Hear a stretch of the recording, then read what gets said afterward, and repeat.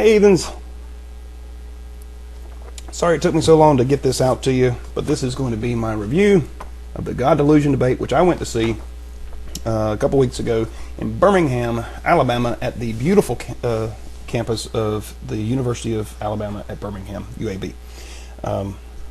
Beautiful facility. The theater was gorgeous. Several of the other buildings. Kind of weird because the campus is just like right dead in the middle of the city. It's not really a campus, so to speak, but still a gorgeous place. The debate kind of went like this. It was done by Fixed Point Foundation, which is an organization. There you can see the little logo. An organization, www.fixed-point.org is their website if you want to check them out. But they are a Christian organization. They put on this thing.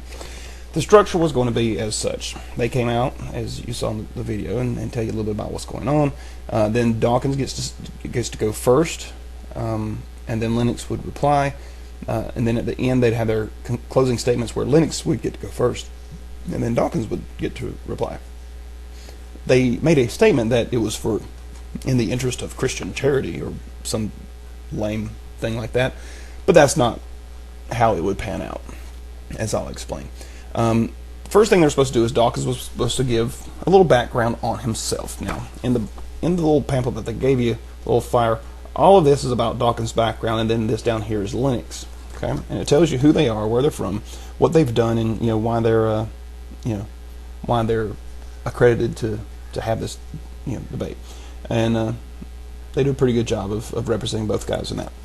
But now Dawkins come out and he's supposed to give a little background stuff, not really a biography, but he basically went into his story about how he grew up in as a religious child, but then moved away from religion and even had a relapse where he went back, but then ended up the atheist that he is today.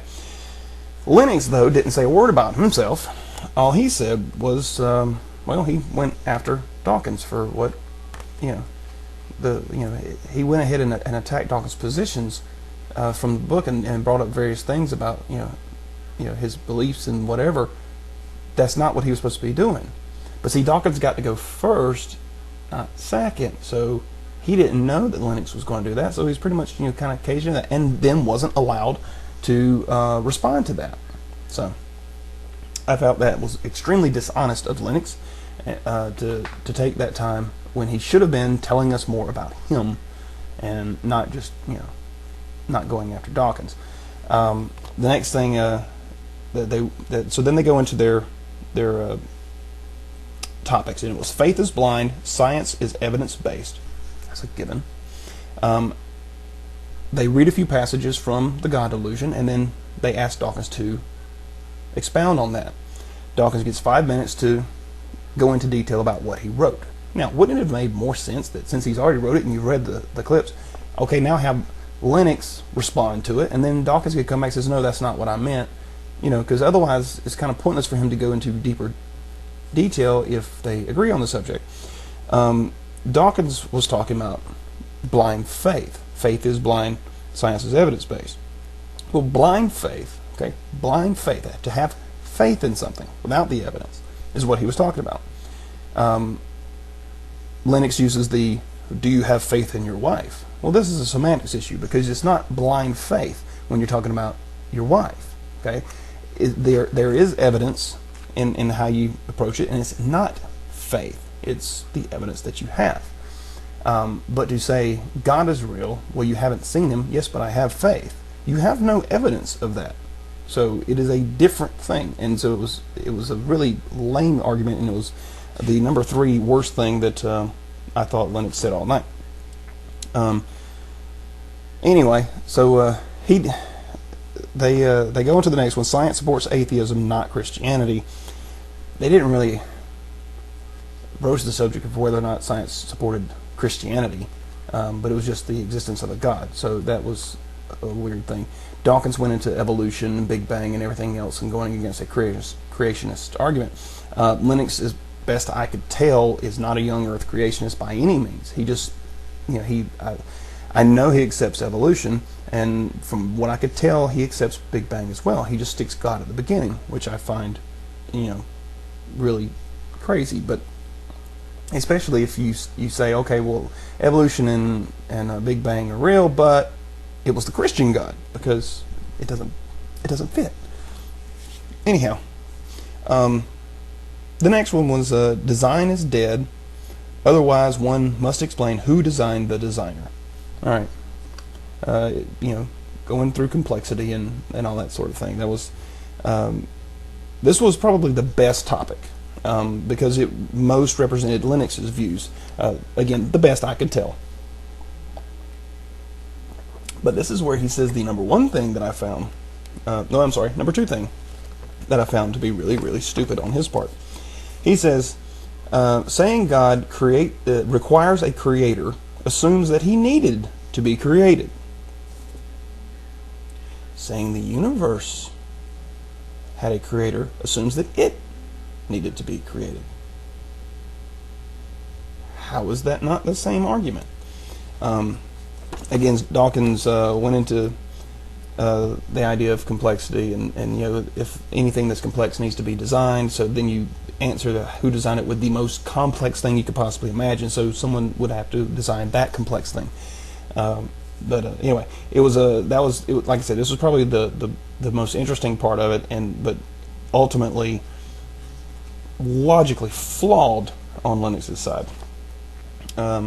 Christianity is dangerous was the next one, and Dawkins was very quick to say, I am not saying Christianity is dangerous, but the idea of a religion and having the power based in that religion to do evil things is dangerous. Whenever someone believes wholeheartedly that blowing up a building will get them closer to God, then that is dangerous. And it's a delusional thing that we allow in our society because we're so open with this idea of freedom of religion. But sometimes your religion becomes a danger to other people, and it can, and we know this. But he was very quick to say, and I agree, not all religious people are dangerous people. But it leaves a harbor for the nuts to think that it's okay to feel the way that they do. And even act on them because, hey, God said it was all right. Says so right here in the book of whatever, And I discussed that in detail in the problem with religion videos that I did.